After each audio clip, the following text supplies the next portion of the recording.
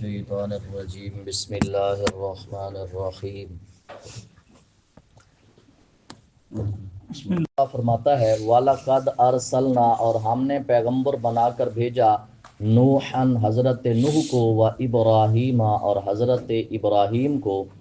پھر کیا کیا؟ وَجَعَلْنَا فِي ذُرِّيَّتِهِمَا، اور ہم نے رکھ دی ان دونوں کی نسل میں النبوۃ نبوت، والکتاب اور کتاب، کتاب سے مراد رسالت، فمنہم پس ان میں سے مہتدن چند ہدایت یافتہ، وکثیر منہم فاسقون اور بہت سے ان میں سے نافرمان بھی گزرے ہیں۔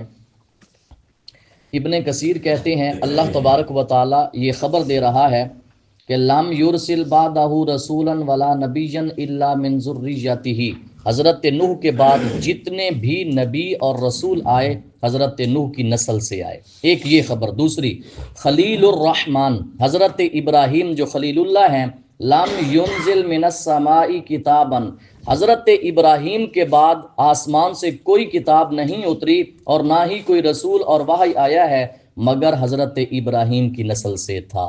اور کہاں تک سلسلہ پہنچا؟ ہمارے نبی صلی اللہ علیہ وآلہ وسلم تک یہ سلسلہ پہنچا۔ پڑھیے۔ ثم قفينا على آثارهم برسلنا وقفينا بعيسى ابن مريم وآتيناه الإنجيل وجعلنا في قلوب الذين اتبعوه رأفة ورهبانية ابتدعوها ما كتبناها عليهم إلا ابتغاء رضوان الله فما رعوها حق رعايتها فآتينا الذين آمنوا منهم أجرهم وكثير منهم فاسقون۔ اللہ تو اپنے اور رسول بھی بھیجے، وقفینا اور ان کے پیچھے بھیجا، بی عیسیٰ بن مریم عیسیٰ بن مریم کو، وآتیناہ الانجیل اور انہیں عطا فرمائی انجیل، عیسیٰ کو بھیجا تو انجیل عطا فرمائی، وجعلنا اور ہم نے رکھ دی، فی قلوب الذین ان کے دلوں میں جو اتبعوہ عیسیٰ کے تابع دار تھے، ان میں کیا رکھ دی؟ رأفتن شفقت، ورحمتن اور رحمت، ورہبانیتن اور رہبانیت کو ہم نے رکھ دیا۔ ابتدعوہا انہوں نے خود ایجاد کیا تھا، ما کتبناہا ہم نے اسے فرض نہیں کیا تھا، علیہم ان پر، الا ابتغاء رضوان اللہ البتہ انہوں نے جو بدعت اختیار کی تھی اللہ کی رضا کے لیے کی تھی، لیکن فما رعوہا حق رعایتہا پھر نہ وہ اسے نبھا سکے جیسے اس کے نبھانے کا حق تھا۔ لہٰذا آج بھی یہ برا ہے، ایسی بدعت کوئی ایجاد کی جائے جس پر دوام نہ کیا جائے، وہ قرآن کے خلاف ہے۔ اللہ نے بدعت کی مذمت نہیں کی، بدعت کی مذمت نہیں کی، فرمایا بدعت ایجاد کی لیکن ہمیشگی نہ کی، اس کو نبھا نہ سکے۔ اللہ فرماتا ہے فآتینا الذین آمنوا پس ہم نے عطا فرمایا جو ایمان لے آئے، منہم ان میں سے، اجرہم ان کا اجر۔ لفظ آیا یہاں قرآن میں رہبانیت کا۔ رہبانیت یہ تھی یہودیوں اور عیسائیوں میں شادی نہیں کرتے تھے، جنگلوں میں نکل جاتے تھے، عبادت کرتے تھے، اپنے گلے میں زنجیریں ڈال لیتے تھے، اپنے آپ کو نامرد کرا لیتے تھے۔ کیوں؟ رہبانیت کی وجہ سے۔ لیکن ہمارے اسلام میں رہبانیت کیا ہے؟ حدیث پاک ہے، میرے آقا صلی اللہ علیہ وآلہ وسلم نے فرمایا لِكُلِّ أُمَّةٍ رَهْبَانِيَّةً ہر امت کی ایک رہبانیت ہے، لیکن اس امت کی رہبانیت الجہاد فی سبیل اللہ، فرمایا اللہ کے راستے میں جہاد ہے۔ یہ نہیں ہے کہ شادیاں چھوڑ دو گے، یہ نہیں ہے کہ جنگلوں میں نکل جاؤ گے، عبادت کرو گے اکیلے تنہا، فرمایا الجہاد فی سبیل اللہ، اللہ کے راستے میں جہاد میری امت کی رہبانیت ہے۔ اللہ فرماتا ہے وَكَثِيرٌ مِّنْهُمْ فَاسِقُونَ اور اکثر ان میں سے فاسق ہیں۔ حدیث پاک میرے آقا صلی اللہ علیہ وآلہ وسلم کے صحابی حضرت ابو سعید خدری کہتی ہیں ان کے پاس، حضرت ابو سعید خدری کے پاس ایک شخص آئے، آ کر عرض کرنے لگے آپ مجھے وصیت فرمائیں۔ صحابی کے پاس تابعی آئے، اب صحابی نے اپنی طرف سے وصیت نہیں کی، کہتے ہیں سألتا اما سألت عنہ رسول اللہ من قبلک، تجھ سے پہلے میں نے یہی سوال اپنے آقا علیہ الصلوۃ والسلام سے کیا تھا۔ میرے آقا نے کیا وصیت فرمائی؟ اوسی کا بتقوی اللہ، میں تمہیں وصیت کرتا ہوں اللہ سے ڈرنے کی، کیونکہ ہر چیز کی جڑ ہے۔ رب سے ڈر جاؤ گے پھر ہر چیز چھوڑ دو گے۔ دوسرا وَعَلَيْكَ بِالْجِہاد، اپنے اوپر جہاد کو لازم پکڑو، کیوں؟ یہ اسلام کی رہبانیت ہے۔ فرمایا وَعَلَيْكَ بِذِكْرِ اللہ، اللہ کا ذکر، قرآن کی تلاوت لازم پکڑو۔ فائدہ کیا ہوگا؟ فرمایا یہ تمہاری روح ہے آسمانوں میں اور تمہارا ذکر ہے زمین میں۔ یہ اللہ کا ذکر اور قرآن کی تلاوت، یہ تمہاری روح آسمانوں میں اور تمہارا ذکر زمین میں ہے۔ پڑھیے، وہ تعالیٰ فرماتا ہے اے ایمان والو تم ڈرتے رہا کرو اللہ سے اور ایمان لے آؤ اس کے رسول پر، یؤتیکم، اللہ تمہیں عطا فرمائے گا، کفلین، دو حصے، من رحمتہ، اپنی رحمت سے۔ یہ واضح الفاظ ہیں، جس کو اپنی رحمت کے دو حصے عطا فرمائے گا۔ صرف یہ نہیں، وَيَجْعَلْ لَكُمْ نُورًا، بنا دے گا تمہارے لیے ایک نور، تم کیا کرو گے؟ تَمْشُونَ بِهِ، تم چلو گے جس کے سائے میں، اس نور کے سائے میں تم چلو گے۔ وَيَغْفِرْ لَكُمْ، اور بخش دے گا تمہیں۔ یہ کتنے انعام؟ پہلا یؤتکم کفلین، دوسرا نورا، تیسرا یغفر لکم، اور چوتھا سب سے بڑا ہے واللہ غفور الرحیم، اللہ غفور الرحیم ہے۔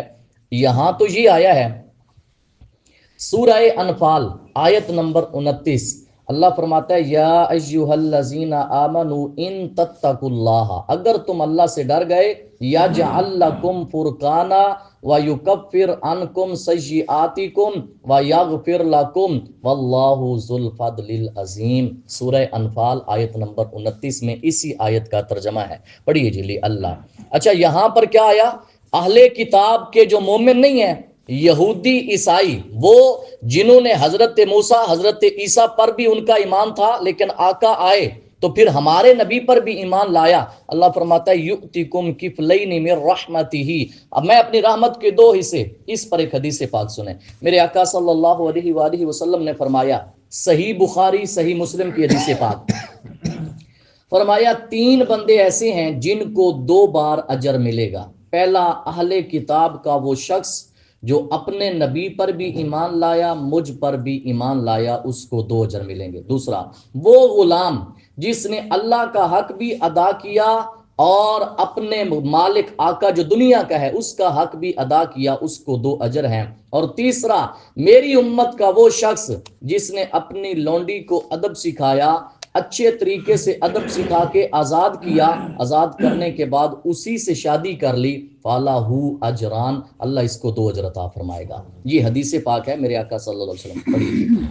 فرماتا ہے اللہ یعلم، تاکہ جان لیں اہل الکتاب، اہل ایمان، اللہ یقدرون، کہ نہیں ان کا قابو، علی شیء، کسی چیز پر، من فضل اللہ، اللہ کے فضل سے۔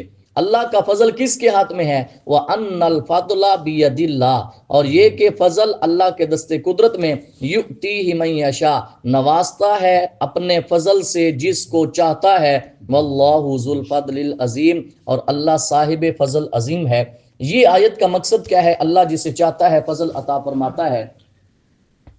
یہ حدیث بخاری شریف کے اندر ہے، میرے آقا صلی اللہ علیہ وسلم نے فرمایا تمہاری مثال، اپنی امت کو فرمایا تمہاری مثال یہودیوں اور عیسائیوں کی مثال اس شخص کی طرح ہے جس نے ایک کام شروع کروایا اور اس نے یہ اعلان کیا، کون ہے جو صبح کی نماز سے لے کے آدھے دن تک میرے گھر مزدوری کرے گا، میں اس کو ایک ایک کی رات عطا کروں گا۔ وہ شخص کہتا ہے، کہتی ہیں وہاں عمل کیا یہودیوں نے، پھر اس نے اعلان کیا کون ہے آدھے دن سے لے کے عصر کی نماز تک کام کرے، میں اس کو ایک ایک کی رات دوں گا۔ وہاں عمل کیا عیسائیوں نے، پھر اس نے اعلان کیا عصر سے لے کے مغرب تک، غروب شمس تک کون کام کرے گا، تو کہ اس نے کہا، اعلان کیا کہ میں دو دو کی رات دوں گا۔ پہلے ایک ایک کی رات، یہاں ٹائم تھوڑا ہے لیکن مزدوری زیادہ ہے، اجر زیادہ ہے۔ کہتے ہیں میرے آقا نے فرمایا فَأَنْتُمُ الَّذِينَ عَمِلْتُمْ، عصر کے بعد غروب شمس تک جو کام کیا وہ تم نے کیا، کام تھوڑا اجر زیادہ، کام تھوڑا مزدوری زیادی۔ کہتے ہیں جب تمہیں مزدوری زیادی ملی نا، عیسائی اور یہودی غصے میں آ گئے، کہنے لگے نحن اکثر عملا، کام ہمارا زیادہ، عطا ہمیں کم ہوا۔ تو اللہ نے فرمایا حل ظلمتم من اجرکم شیئا، کیا تمہارے اجر سے کوئی شے کم ہوئی ہے، ایک ایک قرات سے کم ہوا ہے؟ یہودیوں عیسائیوں نے کہا لا، نہیں ہوا۔ تو اللہ نے فرمایا یہ جو نبی کی امت کو میں نے عطا فرمایا، ہوا فضلی اوتیہ من اشاء، یہ میرا فضل ہے، میں جس کو چاہتا ہوں عطا کر دیتا ہوں۔ یہ میرے آقا صلی اللہ علیہ وسلم نے فرمایا تمہاری اور یہودیوں اور عیسائیوں کی مثال ایسے ہے، ان کو کام زیادہ اجر کم ملا، اور تمہیں عمریں تھوڑی ملی لیکن ثواب زیادہ ملا۔ تمہاری ایک ایک چیز پہ کتنا بڑا ثواب تمہیں ملتا ہے۔ میرے آقا صلی اللہ علیہ وسلم نے فرمایا اللہ فرماتا ہے یہ میرا فضل ہے، میں جس پہ چاہتا ہوں کر دیتا ہوں۔ دعا ہے اللہ تعالی ہم سب کو